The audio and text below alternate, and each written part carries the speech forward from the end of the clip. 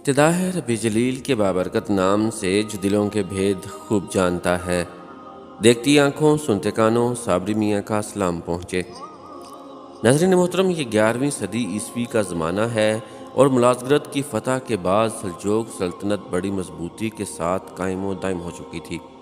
اس زمانے میں مشہور امام موافق کی درسگاہ نے عالمی شہرت پائی، کیونکہ یہاں سے وقت کے عظیم لوگ فارغ التحصیل ہوئے، یا یوں کہیے کہ امام موافق کے مدرسے سے فارغ ہونے والے بیشتر لوگوں نے تاریخ میں اپنا نام پیدا کیا۔ اسی مدرسے میں 3 طلباء کی دوستی قابل رشک سمجھی جاتی تھی، جن کا اٹھنا بیٹھنا کھانا پینا سب کچھ ایک ساتھ تھا۔ 2 ہم نام تھے، جن میں ایک کا نام حسن توسی اور دوسرے کا نام حسن بن صبا تھا۔ تیسرے دوست کا نام عمر تھا۔ عمر، جو بعد میں عمر خیام کے نام سے مشہور ہوا، اس نے اپنی علمی دھاک ایسی بٹھائی کہ لوگ آج تک اس کی علمی باتوں کو بطور حوالہ پیش کرتے ہیں۔ عمر خیام وقت کا بہترین شاعر اور علم دان بنا، جس کی تحقیق اور علمی تدبر سے آنے والے زمانے سیراب ہوتے رہے۔ حسن توسی، جنہیں تاریخ نظام الملک خواجہ حسن توسی کے نام سے جانتی ہے، انہوں نے اپنے علم و دانش اور تدبر کے باعث سلجوقیہ سلطنت میں جگہ بنائی اور وزارت عظمیٰ کے عہدے تک پہنچے۔ سلاطین نے ہی انہیں نظام الملک کا خطاب دیا تھا اور سلطنت کا کوئی کام ان کے مشورے کے بغیر نہیں کرتے تھے۔ ان کا بنایا ہوا مدرسہ نظامیہ آج تک اپنی تاریخی حیثیت کے ساتھ موجود ہے، جس نے ایک زمانے کی علمی تشنگی کو سراب کیا ہے۔ تیسرا کردار حسن بن صبا، انہوں نے نہ صرف تاریخ میں جگہ بنائی بلکہ اپنے ذہنی اور ابلیسی کمالات کی ایسی داستان رقم کی کہ آنے والی نسلیں بھی ان کا نام سن کر کانپتی رہیں۔ وہ کردار جو اپنے چند ساتھیوں کے ساتھ تھا، مگر وقت کے بادشاہ بھی اس پر ہاتھ ڈالنے سے ڈرتے تھے، اور جو حکمران اس کے خلاف کارروائی کی کوشش بھی کرتا، اسے بے دردی سے قتل کر دیا جاتا تھا۔ حسن بن صبا کی پوری تاریخ تو پڑھنے سے تعلق رکھتی ہے، مگر یہاں آپ کو چیدہ واقعات کے ذریعے اس کی حقیقت بتانے کی کوشش کی جائے گی۔ حسن بن صبا شروع میں اسماعیلی فرقے سے تعلق رکھتا تھا اور ایک زمانے تک اپنے آپ کو سنی ظاہر کرتا رہا، مگر بعد میں اس نے اپنے ہی نئے فرقے کی بنیاد رکھ دی اور خود کو خدا کا ایلچی اور امام بنا کر مذہب اسلام کی بے خونی کرنے لگا۔ اس نے تاعمر اپنے آپ کو اہل اسلام ظاہر کیا اور اپنے پیروکاروں کو گمراہ کرتا رہا۔ عمل تنویم یعنی ہپناٹزم کا باقاعدہ استعمال سب سے پہلے حسن بن صبا نے ہی کیا تھا۔ اس سے پہلے یہ علم ایک نامعلوم حیثیت سے موجود تھا۔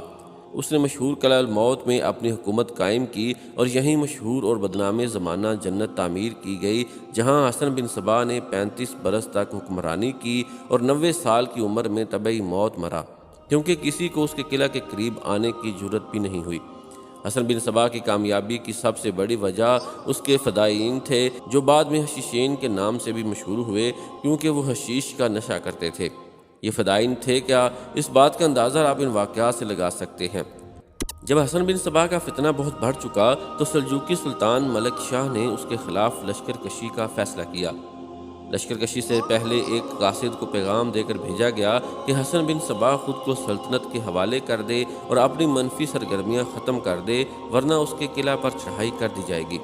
ایلچی نے یہ پیغام قلعہ الموت میں جا کر حسن بن صبا کو سنایا، میں کسی کی اطاعت قبول نہیں کرتا۔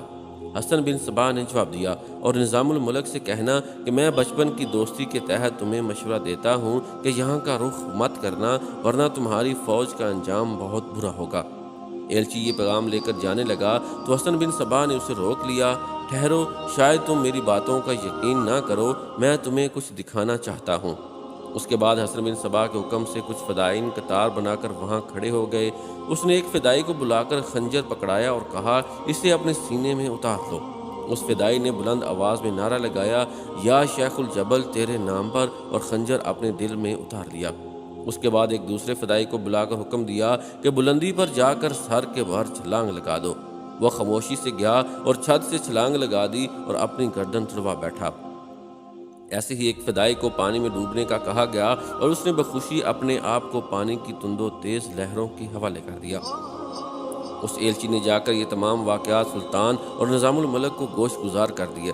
نظام الملک خواجہ حسن توسی یہ سن کر جذبہ ایمانی کے غصے سے لبریز ہو گئے اور سلطان کو فوراً لشکر کشی کا مشورہ دیا، جسے سلطان نے قبول کرتے ہوئے اپنی فوجوں کا رخ قلعہ الموت کی طرف کر لیا۔ حسن بن صبا نے یہ سنا تو زیر لب مسکرایا اور کہا، حسن توسی کو قتل کر دو۔ بس اتنا ہی کہنا تھا اور خواجہ حسن توسی کو قتل کر دیا گیا اور عظیم الشان لشکر راستے سے ہی واپس ہو لیا۔ بعد میں سلطان ملک شاہ کو بھی قتل کر دیا گیا۔ قتل کرنے کا طریقہ بڑا سادہ ہوتا تھا۔ فدائی مطلوبہ شخصیت تک کسی بھی طریقے سے پہنچتا تھا اور اس کو قتل کر کے ایک بلند نعرہ لگاتا تھا، یا امام الجبل حسن بن صبا، تیرے نام پر تیری جنت سے اللہ کی جنت میں جا رہا ہوں، اور اپنے دل میں خنجر اتار لیتا تھا۔ ایسے ہی حسن بن صبا نے اعلیٰ شخصیات اور وقت کے بہترین علماء کرام کو قتل کروایا، حتیٰ کہ اپنے آخری دور میں یہ فدائی باقاعدہ کرائے کے قاتل بن گئے، اور عیسائیوں کے کہنے پر انہوں نے سلطان صلاح الدین ایوبی پر بھی 3 قاتلانہ حملے کیے، مگر ایوبی سلامت رہے۔